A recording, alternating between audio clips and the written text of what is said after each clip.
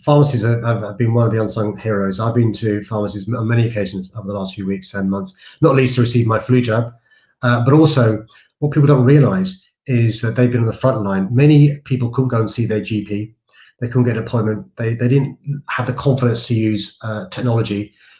The human beings that were available who were experts were the pharmacists. I also visited Barnet. It's an amazing thing pharmacists are doing.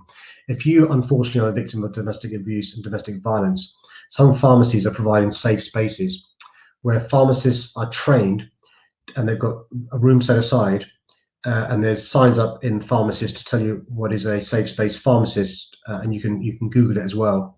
And they will take you into a room and give you assistance signposts so you can flee an unsafe home. So whether it's giving out the vaccine for the COVID virus, whether it's the flu jab, whether it's health advice, whether it's preventative advice, whether it's safe spaces, I'm just so in awe and grateful of pharmacies across our city. Many of them, by the way, small independent businesses, family businesses, doing a great job. The community pharmacy have really come into shown the public who don't know them how brilliant they are. Many of us knew how brilliant they were, but you're right, they've been open throughout the last 14 months.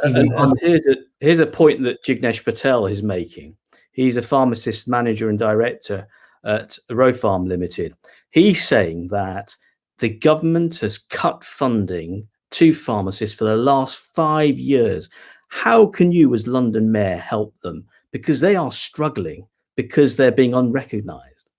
Yeah, I mean, Jignesh has raised a point that's raised often in pharmacy business, which is that apologies if it sounds offensive, the big boys are cleaning up. And it's really difficult for independent pharmacists to thrive and survive in the current climate.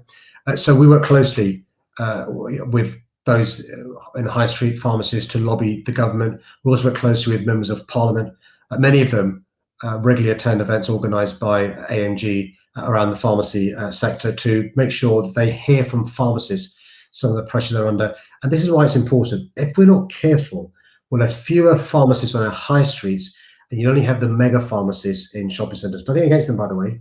And that would be really disruptive to the needs of ordinary Londoners. We've experienced over the last 14 months pharmacists being the health advisor that people can go to because no one else is available. And by the way, if you remember, dentists closed down for a long part of the lockdown. Pharmacies were still open. GPs, many of them still haven't reopened and won't reopen until at least June the 21st when the public pharmacies are open. And we're hoping that the government rewards them in relation to remuneration going forward, in relation to the deals they have. What can you do as London Mayor? What can you do as London Mayor?